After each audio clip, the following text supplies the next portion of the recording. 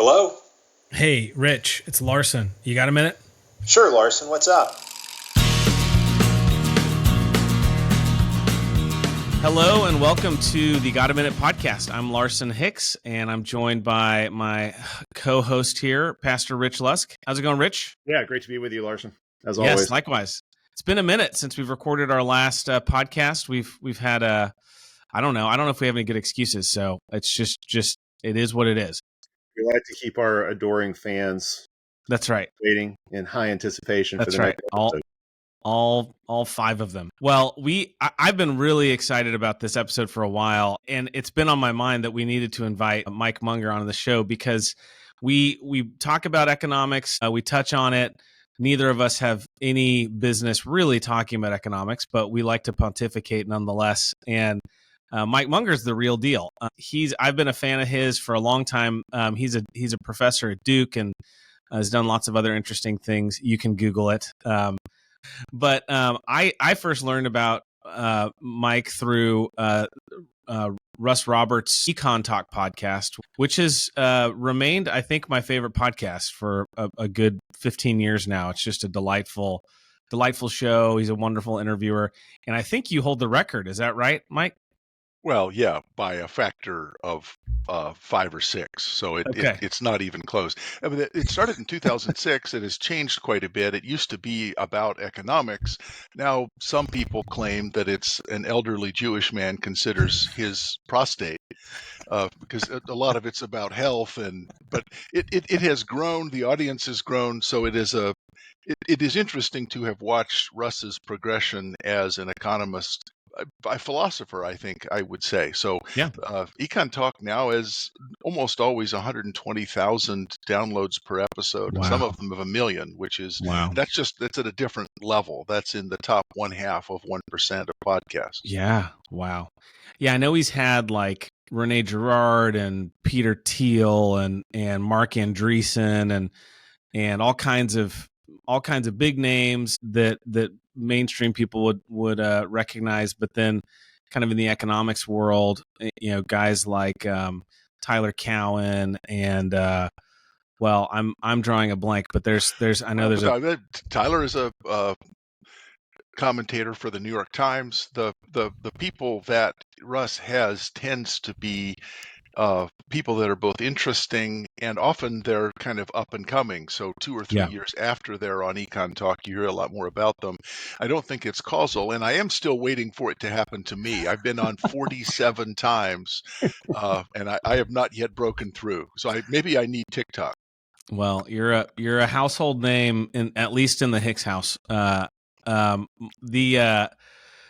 It's a lovely show. I geeked out pretty hard. Here's another big name he just had on was Sam Harris, and he revealed Russ revealed in that episode that he was in the States recently and he visited Huntsville, Alabama, and I got all giddy about the prospect that maybe Russ Roberts will come back to Huntsville someday and I can go get a beer with him.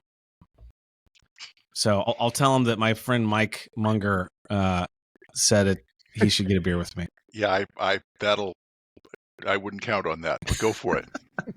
Fair enough. Well, Mike, one of the episodes that we just had was there's a guy who's put together this thing called this conference called Thank God for Bitcoin, and it's kind of a weird mixture of Bitcoin enthusiasts and Christian conservatives.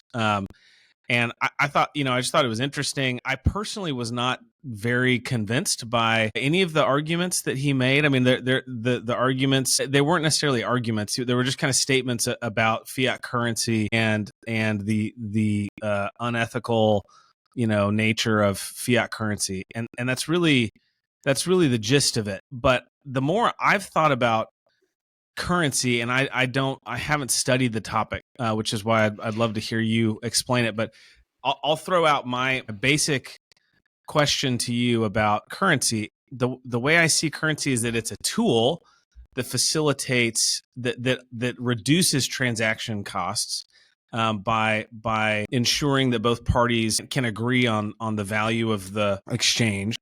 Currency it's a tool that that has to be, it's like I think of just like a mower blade has to be sharpened regularly. In order for a currency to function, it has to sort of stay in a certain range of value. It can't fluctuate wildly or it becomes unuseful, like Bitcoin would be. Like I wouldn't want my salary, in my job to be in Bitcoin because we've all seen what Bitcoin does, right? So while US dollars, inflate over time, the same US dollar today will buy roughly the same, basket of goods, in the next couple of years. And so that's, I'll stop there. But does that, where am I wrong? Help us understand currency and how that relates to Bitcoin. Well, let me start back a little bit. Okay. Because a lot of times people start in the middle. It's easy to get confused arguing about definitions. Yeah. The fundamental cause for the increase in prosperity is exchange. Mm-hmm. And in any voluntary exchange, both parties are made better off.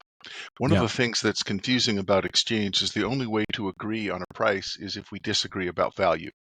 Mm-hmm. The only way to agree on a price is if we disagree about value. So I have a car. I would accept anything over $800 for it. You want a car and you would accept, you're willing to pay $1,000 for my car. Now, I don't know exactly what's going to happen. I'll take anything over 1,000. You will pay anything. I will take anything over 800. You'll pay anything less than 1,000. Maybe we agree on 950. But the point is, we disagree about value. That's what allows us to agree on a price. Right. Now, once we have an agreement that you want this car more than I do, because that's really what we're bargaining about. Right. The world would be a better place if you had this car. The question is, now you could steal it, and then I'm going to try to hide it. We'll fight. That won't work. But if we exchange, you have to have some way of making me whole, where I get a value that's actually greater than the value that I attach to this car. So the transactions cost part of this is being able to have some generic measure of value that you can transfer. In primitive societies, the way that exchanges work is barter. But barter requires a double coincidence of ones. I have to have something you want, but you have to have something I want. Right. Everybody wants currency if a currency is something that other people will accept. So the value of a currency isn't that I want it, it's that I think other people want it. Right. Right. So the basic problem we're trying to solve is exchange. Now, markets is a higher level of commercial organization. We need other emergent institutions, other ways of arranging markets, because markets are the systematic exploitation of exchange to start to realize division of labor. So in an exchange, I have something, you have something, we exchange. Division of labor means we specialize in producing things. And once we practice a little bit, I'm better at it than you. I didn't start out better than you, but once I practice, I develop skills, I work on tools. I can make more shoes than you can make, and you can catch more fish than I can make. And so each of us specializes. I produce only shoes. You only go fishing, and we exchange, but the total amount of stuff is increased. But we have to have some way of reducing the transaction cost of doing that. An essential part of that is there's two different concepts that get confused: currency and money. Okay. So a currency is something that we accept as a matter of social convention that we will use as a medium of exchange, and it has units that are relatively fixed. Money is a general system for clearing transactions, and it can be a store of value. It can have a unit of account. So currency may be a subset of money. Okay. And so monies could be all sorts of things that we all accept. A currency, and Bitcoin is an example, is something that is protected in the sense that its value is not likely to change that much between the time we agree and the time that I actually make the payment. Right. So Bitcoin is not an ideal currency because of the volatility of its fluctuations. Right. The two reasons that people might hold a currency is one that's called the transactions motivation, but the other is the speculative motivation. Most people at this point who hold Bitcoin are doing it for speculative purposes. There are some things you can buy with Bitcoin, but not that many. So for the most part, fiat currencies, and fiat currencies means that a command currency that's organized by a government or some other agency, often something like a monopoly, but it doesn't have to be. And let me say a bit more about that in a second. But dollars are an example of a fiat currency, mostly managed by the U.S. government, but the U.S. government has lost control of the source, the origin of dollars. Most dollars now in circulation have been produced by lines of credit. So if you look at the total amount of currency that's in circulation, something like 3 or 4% of the total dollars.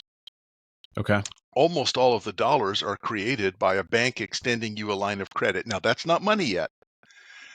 And then you say, all right, I have a $500,000 line of credit. I am going to take $200,000 of that and spend it on something. That's an increase of $200,000 in the money supply and the amount of currency in circulation. But notice that the source is private. So when I was in graduate school, which was before electricity, but when I was in graduate school, we had M1, M2, M3, all these different definitions of the money supply, up to M6, I remember. Okay. We've abandoned that because we have no idea what the money supply is, because it fluctuates constantly, because the source of most money is private. Now, the government has some role in trying to maintain its value, but the government faces really perverse incentives because the U.S. government, at least, has engaged in a carnival of borrowing. They have financed their government expenditures not by current taxes, but by an appeal to future generations that are going to have to pay off debt. So we sell treasury bonds, and we're going to pay those treasury bonds back in a unit of account called dollars. Now, if we inflate, those dollars are worth much less. And so there's a really big incentive, and this brings us to the advantage of Bitcoin. There's a really big incentive for government officials to try to repay, and I'm making air quotes, to repay the debt with dramatically devalued dollars, and inflation allows them to do that. So the incentives for that are very difficult to overcome. One of the things that Bitcoin does, and the volatility of the fluctuations of its value are one thing, but Bitcoin is relatively fixed in amount. We have these small incremental increases the increments are getting smaller over time. Not that far from now, the total amount of Bitcoin is going to be fixed, and there's no way to increase it. They could change the program, but that would change quite a bit. It would require some sort of consensus from the foundation.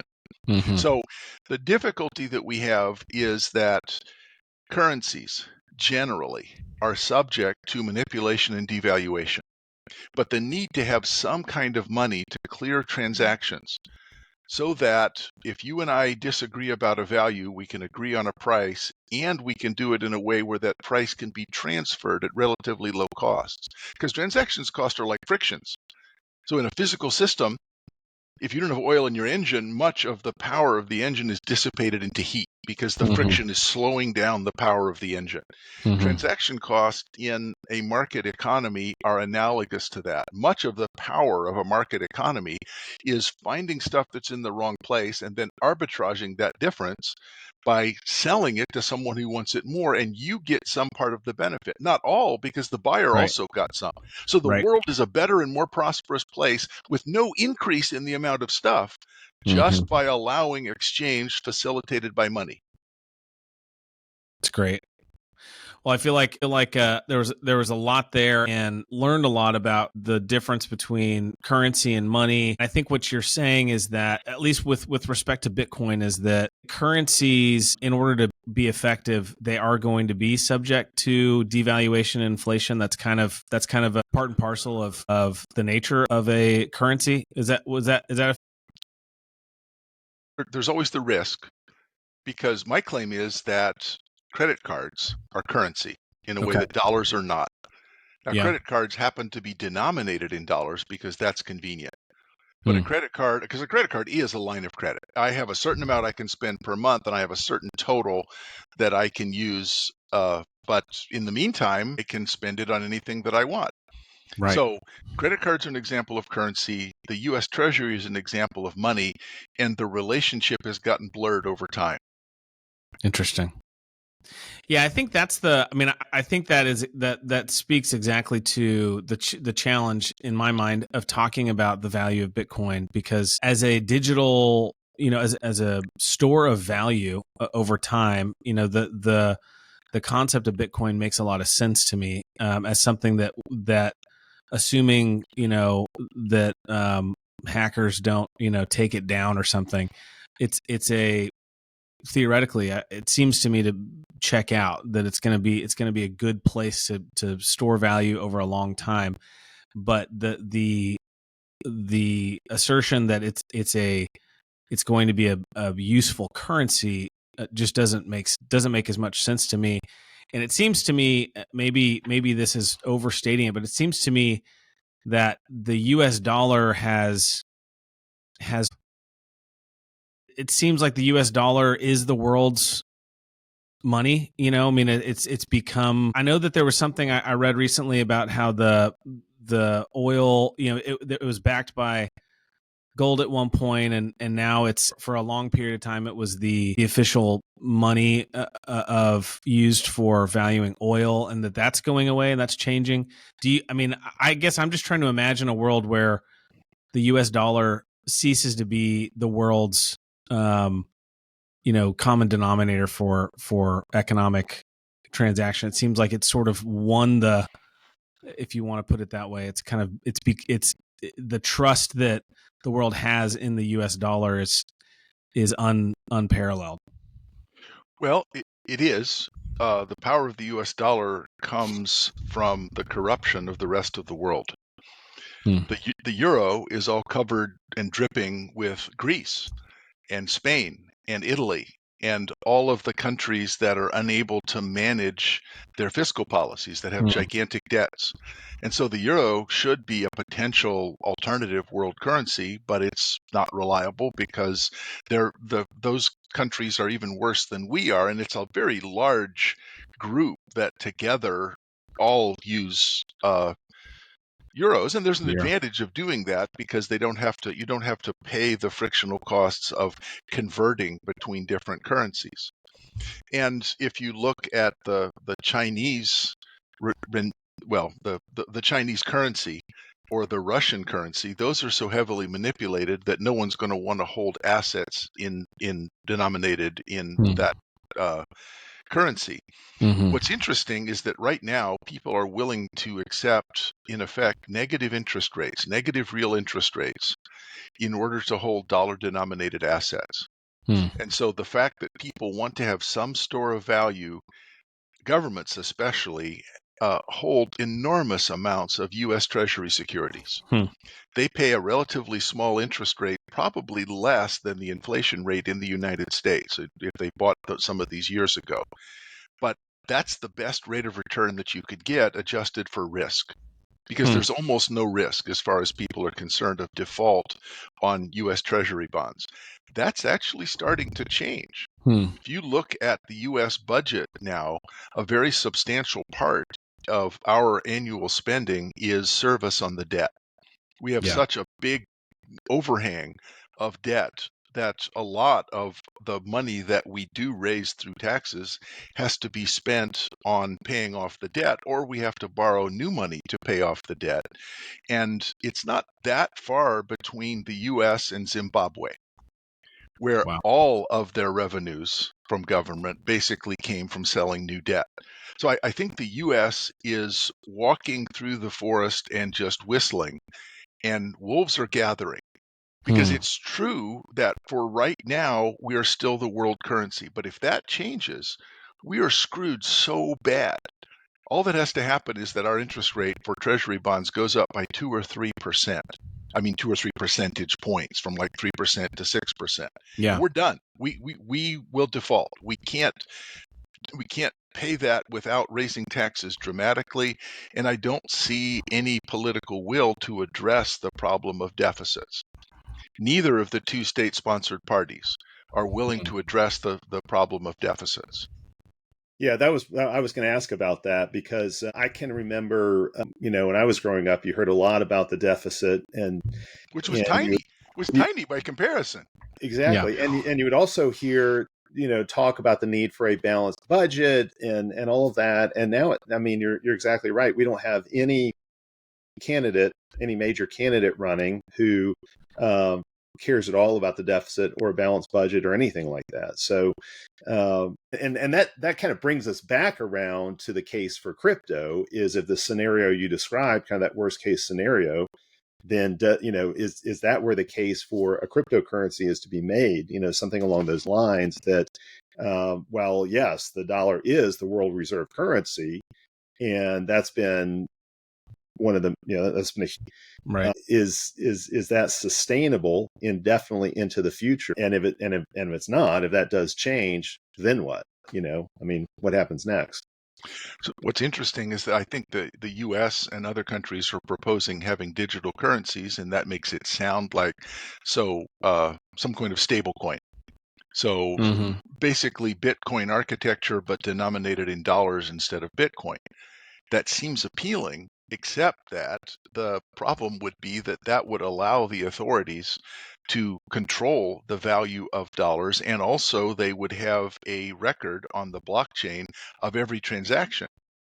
And they could prevent transactions, they could block transactions, they could block your access to the account.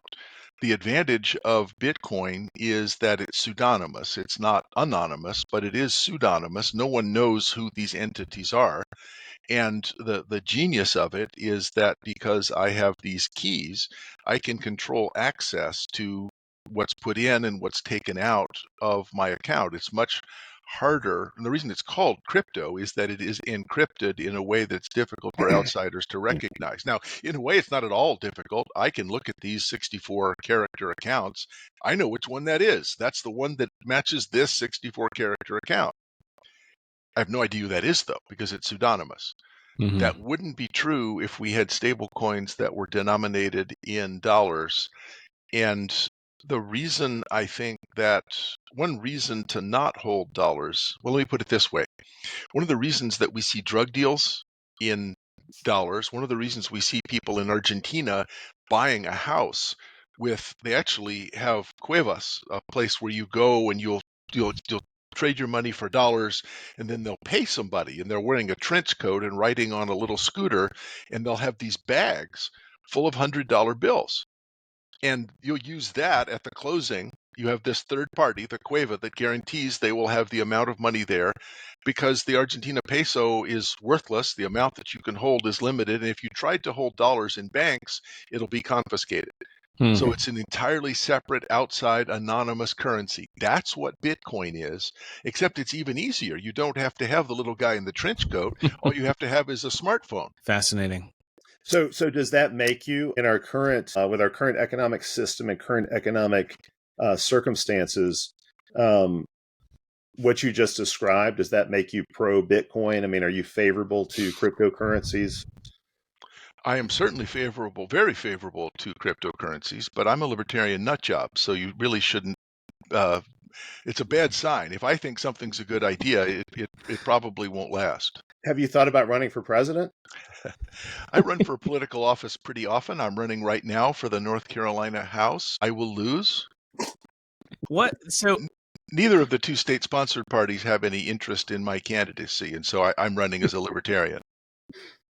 That makes sense. The thing that, this is maybe a good transition. I'd like to talk about libertarianism, because I feel like I got into libertarianism when Ron Paul was, running for president. That was kind of when I first became, sort of aware of libertarianism and kind of dove deep into it at that time, and was pretty fanatical for a period. I think there was a moment where I realized that I thought that I could write a program that would legislate the same way that Ron Paul would legislate. And that worried me, that wasn't leadership, that was just that what I valued so much about him was his consistency over time. But that also seemed to be something other than leadership. It's admirable in some sense, but it's also, compromise and horse trading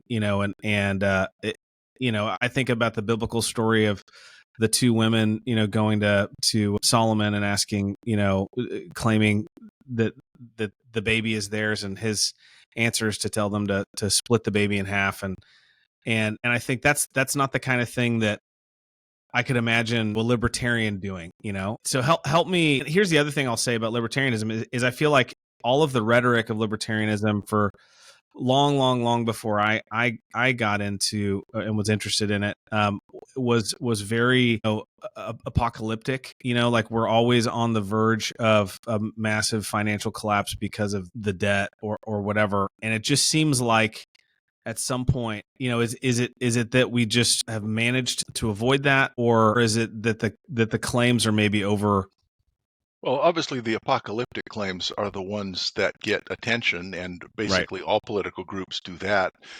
You should be terrified of global warming. You should be terrified of the Soviets. You should be terrified of global cooling. So that always we're saying, well, Al Gore famously said that there was a point of no return in 2016 about climate change. Right. Maybe, but for some reason he's still out there talking. So it's 8 years later, and it could still matter, even if there was a point of no return 8 years ago. Right. So that sort of apocalyptic rhetoric is. It may also be that people believed it. Let me say this first about the story of Solomon. Solomon wasn't proposing to cut the baby in half. He was facing a problem of asymmetric information. He knew, and rightly, that the mother of the child would say, no, keep the child whole and give it to the other person. Right. And that allowed him then to say, all right, that's the mother, give it to her. Right. And so I think there's a difference between saying that you could write a program that would lead. That's only true as long as there's a principle that's not being acted on. So principle in politics means that I actually have a set of underlying values that are constant, that don't change with the prevailing political winds. And that was Ron Paul. And since none of the things that he wanted were ever implemented, it's obvious why he was consistent, because he's still trying this year what he failed to get done last year. Right. So I think that's the thing a lot of people are frustrated with libertarians about. I've actually written about this quite a bit and have gotten, I've made some people very angry at me because I claim there's two kinds of libertarians. One is destinationists. People who have a particular libertopia in mind, and anything that does not immediately implement that libertopia is unacceptable. Yeah. The others, like me, are directionalists. We have a really bad status quo, and we're moving in the wrong direction.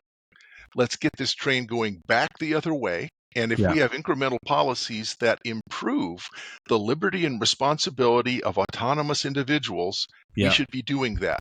Now, how many stops we go on this train before we get off, I don't know. At this point, we're moving in the wrong direction. Right. So maybe, we go back 10 stops, I get off, you stay on. Let's go the 10 stops first. So I ran for governor of North Carolina in 2008, and my education plank in my platform was means-tested vouchers. So my claim was that wealthy people already have school choice, but it would really help to have put parents back in the position of being responsible for their children's education.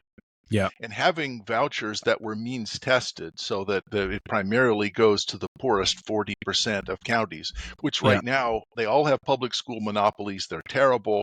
Getting some new private schools, Christian schools, all sorts of schools, whatever people want to try, would move us a long way in that direction.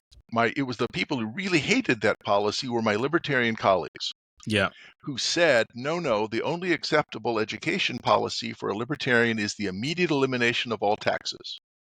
Right. That seems like a non sequitur to me. Well, but if people didn't have to pay taxes, then they could afford to pay for their children's education. Yeah. That's not going to happen. So if you're saying anything other than any education policy other than the immediate elimination of, let me underscore, all taxes, you're just saying, I want to live in a little treehouse by myself and be proud of my irrelevance. Right. And in fact, there's a lot of libertarians that are like that. I would like to try to change policies in a direction of improving the liberty and responsibility of autonomous individuals. And I think vouchers, while not perfect, it obviously preserves the role of the state. But it enables us to empower local private organizations and creativity. Maybe we can Yes. come up with new ideas for schools. So that to me is the difference. I am a thoroughgoing directionalist rather than being a destinationist. Although you can't define a direction without a destination. You have It's to be true. going somewhere. And so I think all of us should be some mix of both. But when it comes to considering policies, I think we should be directionalist. Let's try to do better than we're doing now. And honestly, it shouldn't be that hard. I love that. I remember hearing you use those terms, and I'm glad you brought them up. Destinationist versus directionalist. Are those? Did you come up with those terms, or are you borrowing that from anybody? I came up with those, but there's a dozen people that have made that basic point. So there's nothing original about the idea. Well, I think it's such a helpful way to talk about it. Rich and I have talked a lot about, pro-life abortion policy and that kind of thing, and it's the exact same dynamic in that world where you've got the abolitionists who feel that any legislation that is not all or nothing. Yeah, it's just all or nothing, and so there's kind of an incrementalist kind of approach that I think directionalist is an even better. I think it's an even better way to talk about it. It's we're trying to bring about legislation that is moving in a particular direction. With hopes of more to come, but let's do this now. Yeah. Well, it's like trying to turn an aircraft carrier. We live in a nation of like 350 million people. Right. There are very few changes that could be made quickly and radically. So if you do have a destination in view, whether it's on the economy, how we do education, abortion, there's really no way to just, well, I say there's no way. Generally speaking, it's very, very difficult to make very sudden and abrupt changes. So, Doug Wilson talks about smash mouth incrementalism. And I think that's a good way to think about some of these things, is that we do keep pounding and pounding and pounding in the areas where we really want to see the change. But we recognize that we're not going to get everything we would like to see happen in the next election cycle or what have you. I think that is way too optimistic. We are losing. Well, we're losing fast. It's not that we're not getting it. We're getting less than nothing. Yeah. It would be good if we just stopped losing. And if an incremental or directional changes, that would be great. Yeah. You're running for office currently. This is a hot topic for Rich and I. What's the healthy role of a government in a society or in an economy? How do you think about the role a government should play? I would like, first of all, the position of government has to be established by consent. Mm-hmm. And so in the Declaration of Independence, we read, and I think rightly, that a government is instituted among people in order to secure these rights, life, liberty, pursuit of happiness. Mm-hmm. And it depends for its legitimacy on the consent of the governed. Yeah. Now, most of us don't get a chance to sign a constitution. So the way that consent works out is something like voting. Right. But that means that we should be distrustful of democracy, because voting is often two wolves and a sheep deciding what's for lunch. And so what we need is to recognize that we are, and of right should be, a constitutional republic, not a democracy. Mm-hmm. And in a constitutional republic, there is a domain set aside for individual private choice. And certainly since 1933, and in some ways since the 1880s, we have been chipping away at the domain of private choice. Two of the things that protect the domain of private choice are the separation of powers at the federal and state levels, because we have legislative, executive, and judicial branches. And so that separation is a help. And then we also have a vertical separation of powers called federalism. Federalism in particular has been eviscerated, although I also worry that at the federal level we've seen a gigantic concentration of power in the executive branch. Mm-hmm. And it drives me crazy where no one agrees with me, even though I'm clearly right. So November 10th, 2016, a friend of mine, big lefty at the Sanford Institute at Duke, which is the public policy school. So 2 days after Trump wins the election, Duke comes into my office, closes the door. and says quietly, because he doesn't want anybody to hear, I was reading the Federalist Papers. There's some good stuff in there. Dude, there was good stuff in there 2 weeks ago when your guy was president. Well, yeah, but I wasn't worried about it then. That misses the point. You have to be in favor of limiting the power of the presidency when your guy is in charge, because you never want to make a sword so powerful that it will not immediately be wielded against you right after the next election. Right. And that's what we've been doing. Both sides, all sides, have been concentrating the power in the federal government and within the federal government, within the executive. Yeah. And so when you ask what is the proper role of government, I'm pretty much a traditional constitutionalist. I believe that the enforcement of property rights, a judicial system for the adjudication of disputes over property rights and breach of contract, police, national defense, something like what Robert Nozick called a night watchman state. There's a bunch of things about protecting agreements, reducing the cost of you and I being able to make an agreement and have it enforced. Because I think people don't recognize this. Coercion can be voluntarily triggered. You and I make an agreement, there has to be some provision for enforcing it, because then it makes it much cheaper for each of us to rely on the promise the other person has made. So a big part of my liberty is the ability to enter into binding agreements. And I can't do that without some enforcement mechanism. Now, people say, we could do this privately. Yes, but at this point, it is a convention that the government does it. That's not the enforcement of contracts is not the first thing I think we need to get rid of. There's a bunch of stupid stuff the government does that we need to get rid of before that. So I'm for basically a night watchman state, limited by the constitutional provisions that create a separate, inviolable domain for private choice. Outstanding. Yeah, that's good. So one way I agree with you on the collapse of federalism and the expansion of powers in the executive branch. And a lot, people make reference to the deep state, that kind of thing. One way I've gotten at it is, you think about the American War for Independence. That was about, no taxation without representation. I would say in our day, what we face is regulation without representation. We have a bunch of unaccountable and really unelected bureaucrats who get to run huge portions of our lives because there's so much that is regulated. And so, so the government has taken on this very intrusive role, and far beyond, obviously, what you're describing with the night watchman state, where the government is about keeping social trust high by enforcing contracts and things like that. It's far, far more than that. I mean, I would definitely see that as something that needs to be rolled back.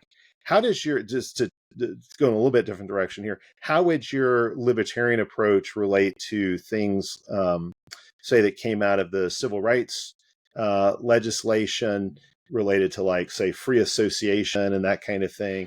I think one thing we've seen happen, I don't know if you're familiar with the work of Christopher Caldwell, who has argued that basically the civil rights movement essentially replaced the existing U.S. Constitution with a new constitutional format. And basically that's what we live under now. And the reason you kind of see this ongoing rolling revolution in our society, where this, the state becomes more and more intrusive and that realm of private choice is more and more eroded, is because the civil rights movement has effectively replaced the Constitution as our governing principle, our governing document, you could say, I guess. How does your libertarianism relate to that kind of thing? The difficulty that I have is that I approve of the passage of the 14th Amendment, which says that, in effect, the rights, privileges, and immunities of national citizenship also attach to state citizenship. And so the First Amendment, for example, doesn't just protect you against federal action, it also protects you against state action. So state governments, likewise, cannot restrict the 5 freedoms that we see in First Amendment. So the difficulty that we have, that's 1868. Mm-hmm. 14th Amendment should have been enough. It was not, because of the intransigence of the southern states in taking the constitutionally guaranteed civil rights of African American citizens. They did not allow them to vote. They reestablished in Jim Crow basically an apartheid system without formal slavery, but all of the rights that I think are guaranteed, the states refused to give. Now, the federal government here has an impossible choice. One is it can ignore that, but it seems to be constitutionally mandated that the federal government act because the 14th Amendment says that it has to. Or the federal government can then trample the rights of the state to independently govern their own citizens.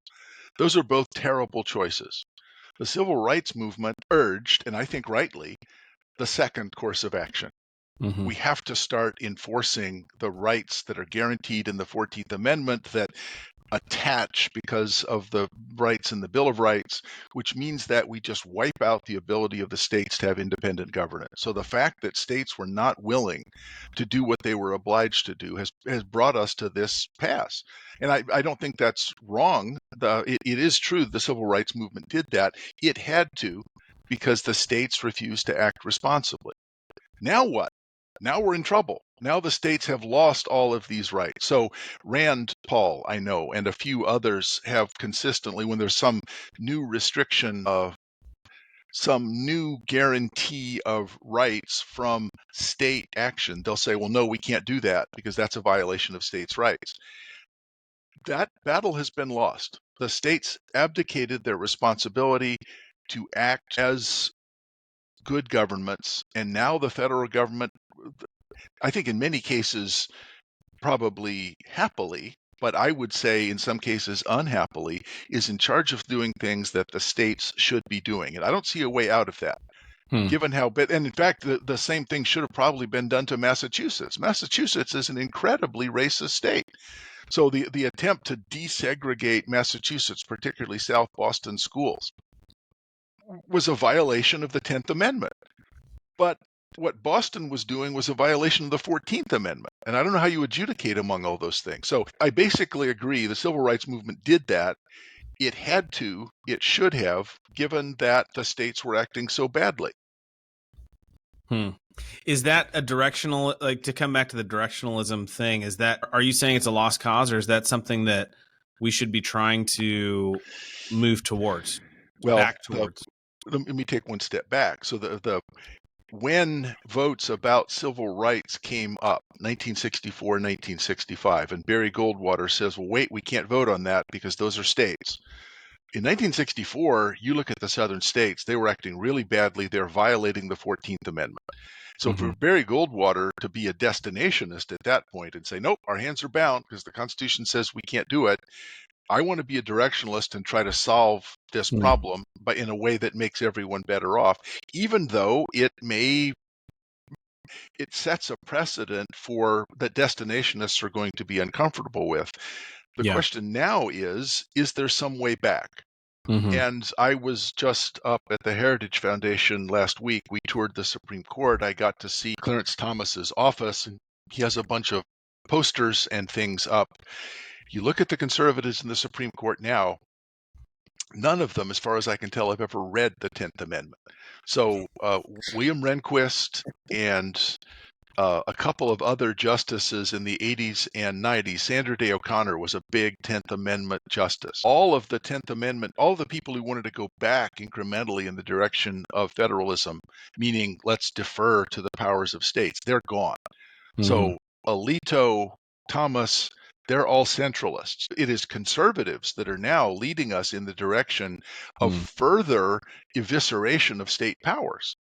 So I worry, you ask, is it possible? The Federalist Society and conservatives would have to be in favor of going back towards the 10th Amendment. And if anything, the reason we're moving even farther away from state rights is that conservatives have said that battle is lost. Let's make the center more powerful. This is kind of a segue, but I think still on topic. The question for a lot of citizens who are interested in in politics is what can or should I do? The impetus is to just watch Fox News all day and to worry and to obsess with the national election.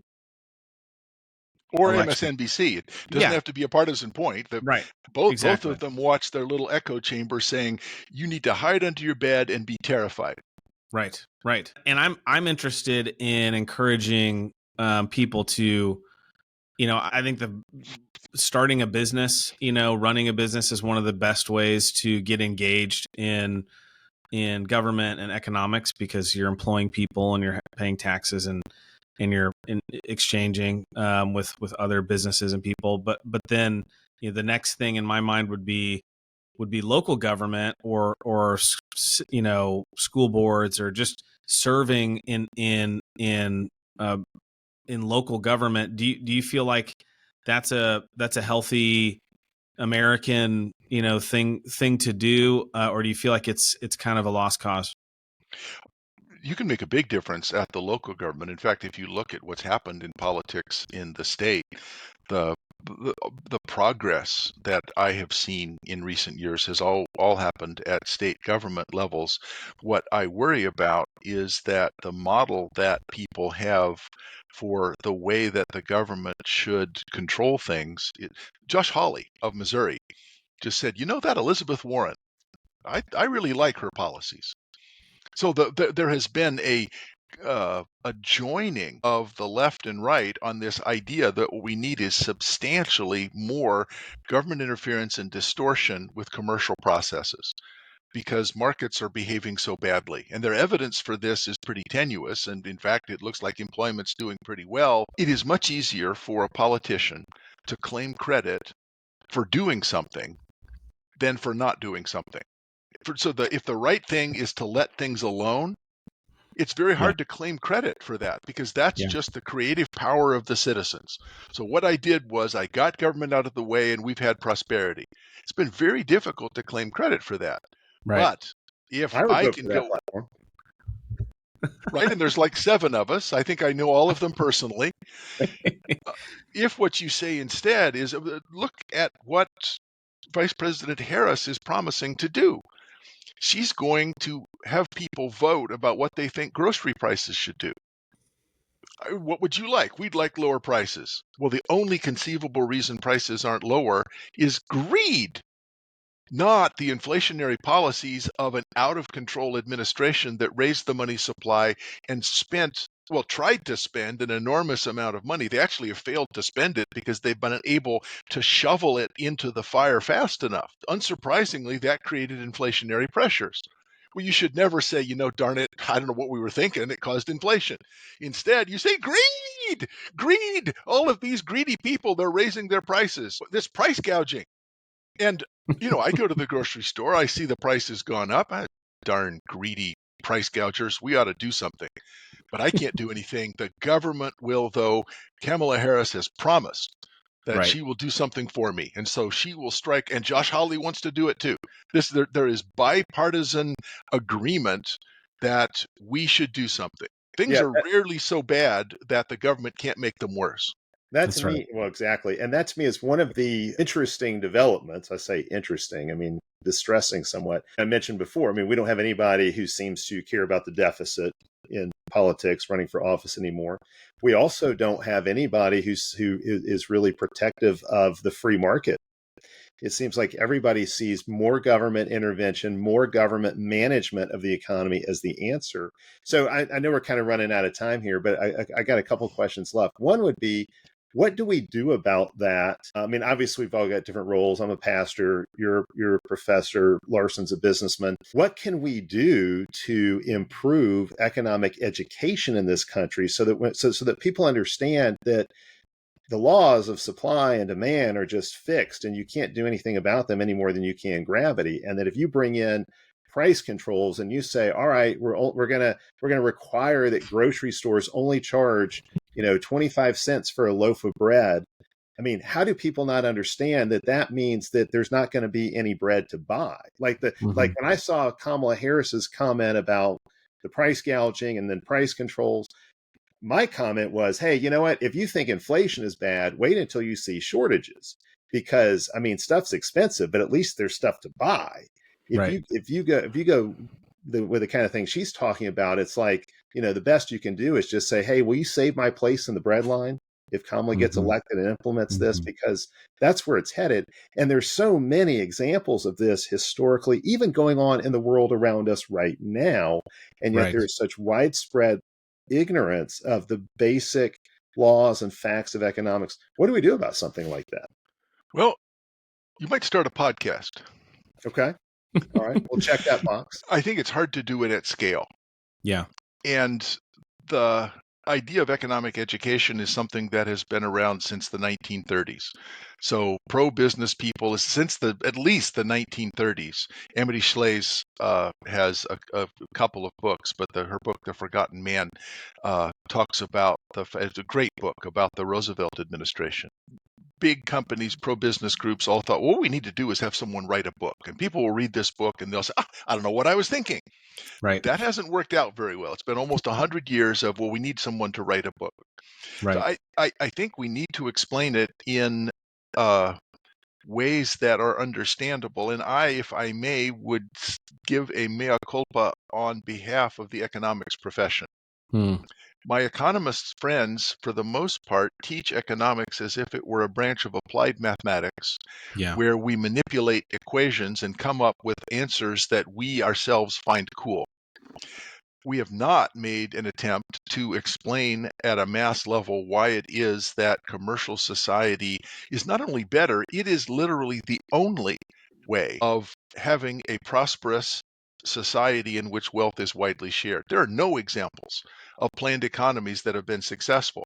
And so I was at a major Northeastern college recently, and I was hoping that there would not be a riot, because there had been in the past when they had their rent-a-conservative program.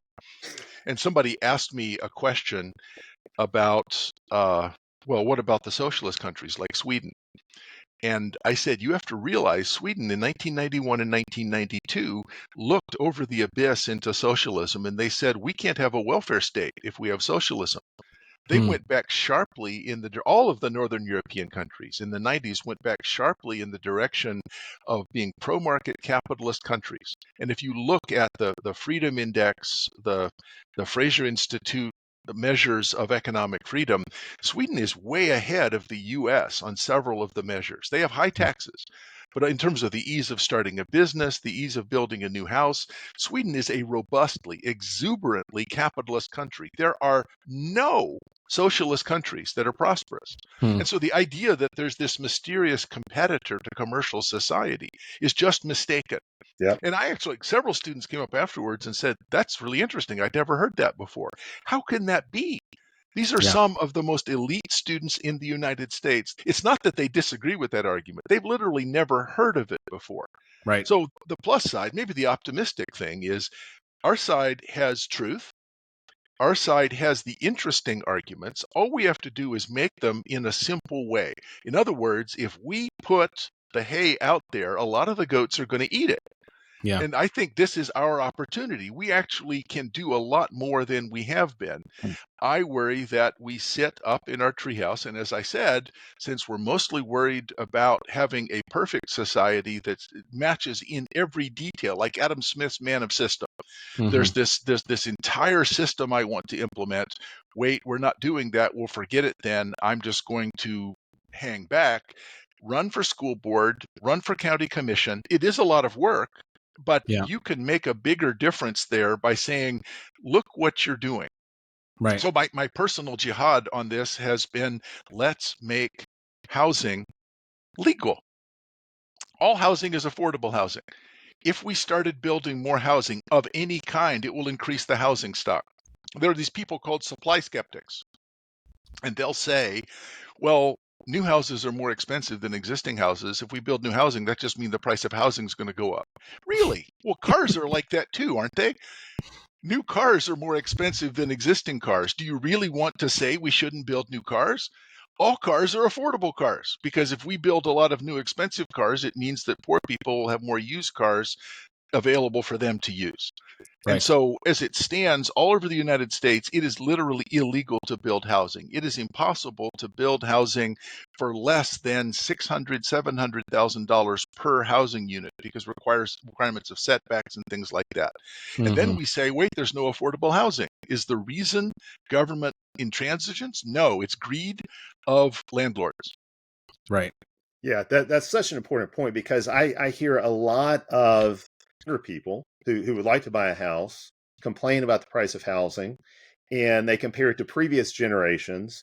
And of course, you're not really comparing apples to apples because the houses that people bought as a first home in, say, 1950 would be way too small. And, they wouldn't buy that house because Right. it just wouldn't be nice. And it's not legal to build that house. And it's not legal to build that house too. Just like, you use cars too. You can say the same thing about cars. Car manufacturers could build much cheaper cars, but the government won't let them through safety regulations and EPA. It's literally illegal. You're not allowed to build a car that the average person can afford. And so now the average new car is pushing $50,000, which is right about your average household income. So a year's worth of household income to buy a single car, that's not sustainable. But it's regulation that's done that, not the car manufacturers. It's important to understand that. And it's the same with the housing market. Places where there are lower regulations, the threshold for entering into housing construction is much lower. It seems like they've got much more affordable housing available. But those places are fewer and fewer, obviously, in the U.S. So I know we're kind of running out of time here. I had one other question I wanted to throw out to you, something that gets discussed quite a bit, and that is tariffs. There are people who see tariffs as the answer, and Trump has gone this way. It seems like Hawley, this J.D. Vance is certainly on board with this kind of thing, that's a way to protect the American worker, prop up American manufacturing. Tariffs are mentioned in the Constitution. Do you see tariffs as a way of can we tariff our way back towards prosperity, or are tariffs also a dead end? Every firm, every household faces a make or buy decision. Now, the make or buy decision says that if I can purchase this more cheaply than I can make it myself, I will save money by doing that. So suppose I have a corporation, we have a corporate employee cafeteria. I could save money by growing the wheat that I'm going to mill to make the sandwiches in the employee cafeteria. Instead, I probably buy bread because I can buy it much more cheap. That's not my core business. That's not the thing that I do. Countries also face make or buy decisions. So if we can buy something more cheaply than we can make it ourselves, that is a benefit not only to our producers, but to our consumers. And so the thing that I think it's important to recognize is that the idea of a real wage, that is the amount that it says on my paycheck, which is the nominal wage, divided by the price level, the price at which I can acquire things. The higher the real wage, the better our workers are. So if we put a tariff on something, it is likely that by protecting the industry that we have put a tariff on for foreign products, we'll raise the wages of those workers. Relatively small. Suppose it's socks. U.S. used to be a big producer of socks. A couple of counties in northern Alabama that produce nearly a third of the total socks produced in the world. Now, many of the employers in those counties have closed, and sock production has moved to an area around Datang, China. Probably 20,000 people lost jobs, and another 15, 20,000 people who depended on those industries lost their jobs because that industry moved to China. Almost all of us buy socks. So if you look at the savings to all the people who now can buy socks in Walmart, and if you've looked at socks recently, you can get 3 pairs of socks for $5, and they're good socks. They're really cheap. The total cost to restoring the American sock industry would be about $350,000 per worker. And these workers have jobs where the salary is $70,000. Admittedly, those are good jobs. Sure. But the cost to consumers, since we're getting the make or buy decision wrong, is we're taxing American consumers $350,000 in order to pay these workers $70,000. So what we need to do is find the things that we're good at, just like the company that faces the make or buy decision. Now, the difficulty that we have is that maybe China's different. Maybe China has artificially subsidized their ability to produce. And so I worry that the focus on tariffs, saying that we're shipping jobs abroad. In fact, I asked my students this question sometime. Between 1990 and 2010, what country in the world lost the most manufacturing jobs? The answer is China, by far. And the reason is that in 1990, if there was a clothing factory, it's 1,000 women using sewing machines. In 2005, that factory is 7 highly paid men running machines, which means that 993 people lost their jobs. They just found other jobs doing other things. The U.S. has not done a very good job in educating our workforce in order to be able to find the next best thing. James Taylor, one of my favorite singers, has this song about cotton mills. Mill work, it ain't easy. Mill work, it ain't hard. Mill work, it ain't nothing but an awful, boring job. And yet we speak with nostalgia of, well, back at the time when there were these cotton mills, we had all these manufacturing jobs. Well, those workers now are writing software. The parents who had their kids working in the mills didn't actually want that. So that was a long answer. 2 things. 1, make or buy decision. Second, why lock our workers into inferior jobs that other countries can do better? Why not give people the incentive and the educational opportunity to work in industries that are productive and interesting for tomorrow? So I worry that tariffs are too expensive in the short run, in the sense that we're paying too much per job saved. It's some multiple. We're paying 2 or 3 times as much in higher consumer goods compared to the value of the job. And the second thing is we're locking in jobs that they're changing so fast. Let's let some other country do that. It's just another. I mean, it's another form of price controls or planned economy. In my mind, it's the problem with the argument. It's the same kind of argument you hear around creative destruction. Where AI is going to steal people's jobs, and really, in my mind, all of that is some form of communist economic thinking that is where the world is the economy is a zero-sum game. It doesn't have to be communist. It is the idea of central planning. It is a mistrust of the ability of markets to use prices to organize production. And that's just a very widely held progressive view. They're not actually asking for state ownership of the means of production. They're just saying if we manage it a little bit at the margin, so we'll require prices to be at a certain level or below a certain level, or we'll block these destructive foreign goods from our shores. We'll act a little bit at the margin. Now, Friedrich Hayek in The Road to Serfdom pointed out that because of the distortions introduced by these incremental changes, you'll then have to intervene at higher and higher levels. And his claim in The Road to Serfdom was eventually it does lead towards at least something like socialism or some increasingly central planned economies because the distortions proliferate. Right. Yeah. So going back to your answer, and I've thought in a very similar way about the tariff question. And of course, one counterpoint is, well, the problem is, there's not really a global free market. So actually what's happening is the American worker is not being subsidized and he's having to compete with, say, workers in China who are subsidized by their government. So that's one thing. But I do think you addressed that.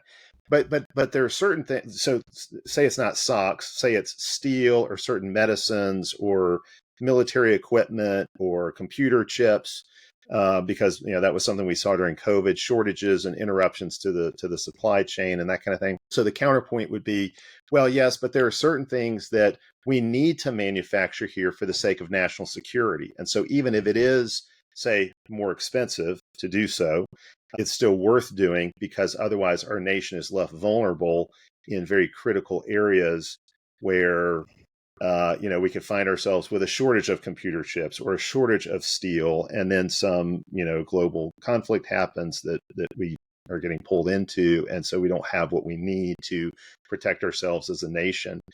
Does that enter into the calculus about tariffs at all, or about how to just protect and encourage manufacturing in our homeland? The two usual arguments for tariffs that are leveled against my position is either the infant industry argument, that is, you have to protect the industry when it's young, and then once it grows enough, it'll be able to thrive on its own. And that could be something like chips, although that's a pretty mature industry now, but we don't really have very many chip manufacturers in the United States, and we should nurture that until we get to the point where they are competitive. And the other is the national security argument that we're thinking of this wrong. We're pretending that we live in a liberal world where everyone is trying to benefit by mutual exchange. Some other people might be living in a zero-sum world where thinking about military dominance. And if they can control supply chains, they will be able to extort concessions and military acquiescence from us. And I think both of those are perfectly good arguments. They're overused, but for the economic interest reasons, this argument was made in the 1910s for sugar. So the U.S. has the highest sugar prices in the world. And the reason is we had a national security argument for the protection of sugar to be able to guarantee that our GIs in France would be able to have enough candy to keep them going. Let's take Steel Man the argument for the case of steel. And in the case of steel, we need be able to make enough steel, particularly if there were a protracted war, to be able to produce enough of this on our own. There's a big problem with putting tariffs on imported steel, and that is that there's a lot of products that are made with steel, and if we're going to raise the price of imported steel, a lot of products are going to be much more expensive in the United States. That's going to impose tax. There have been some estimates of this by the Cato Institute that steel tariffs are one of the most expensive ways to raise revenue, at least. If you want to do this, then let's just go for it and we'll subsidize it. We will subsidize the steel industry because it is not capable, for some reason, the U.S.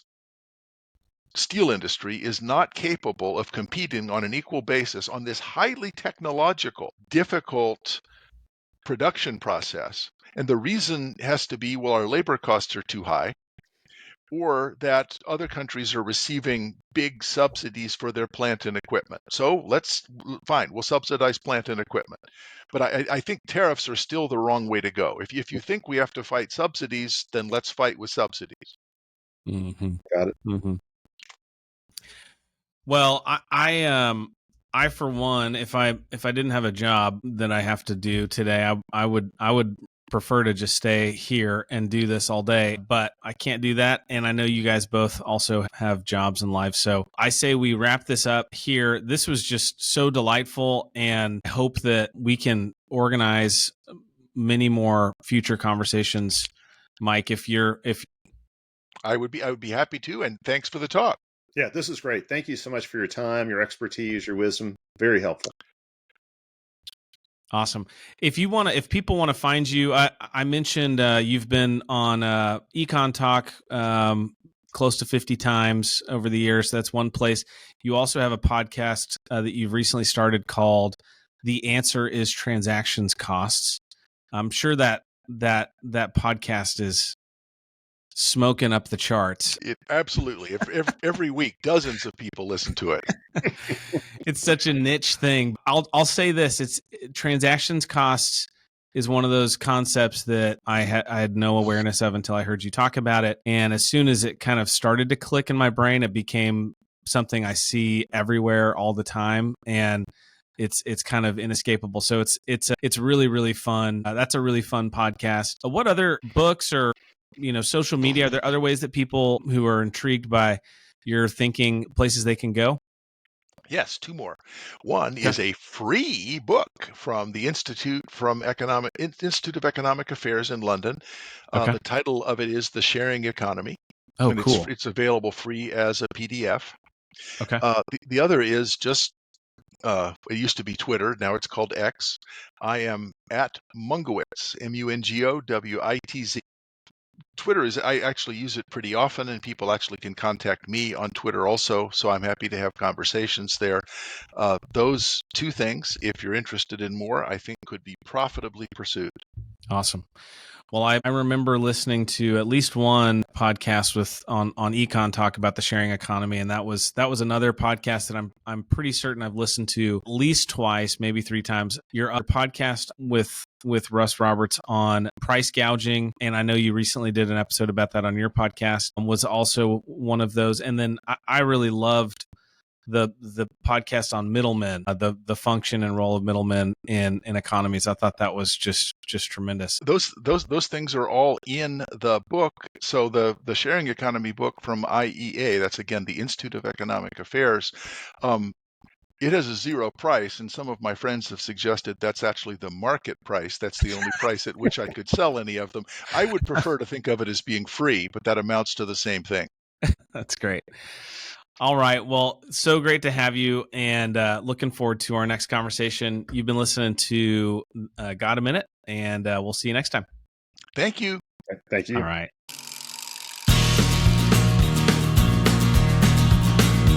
The Got a Minute podcast is a ministry of Trinity Reformed Church in Huntsville, Alabama.